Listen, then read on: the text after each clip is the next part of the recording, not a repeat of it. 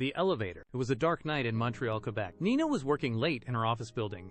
She was on the 13th floor. At midnight, she finally packed her bag to leave. She pressed the elevator button. The elevator came and she stepped inside.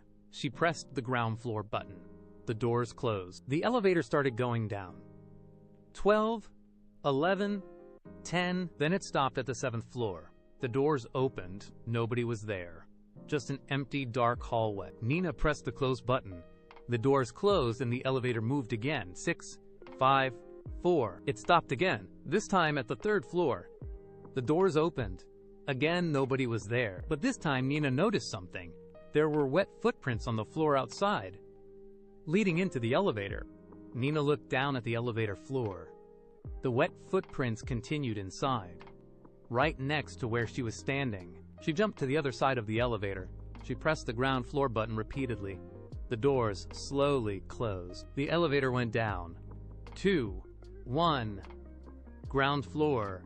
The doors opened. Nina ran out as fast as she could. She ran to the security desk. The security guard looked at her pale face. He said, "Miss, are you okay?" Nina said, "The elevator. Wet footprints. Someone was in there with me." The security guard's face went white. He slowly turned his computer screen toward Nina. It showed the elevator security camera footage. Nina watched herself standing in the elevator, looking terrified, jumping to one side, pressing the buttons. But the camera showed something else too.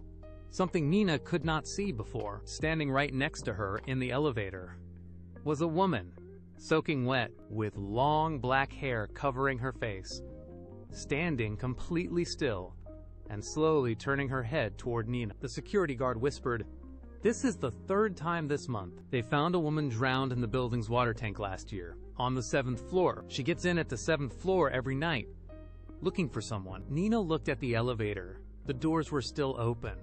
And on the elevator floor, the wet footprints were still fresh, leading out into the lobby, right toward where Nina was standing. Nina looked down at her feet. The wet footprint stopped. Right behind her, something cold touched her shoulder. The end.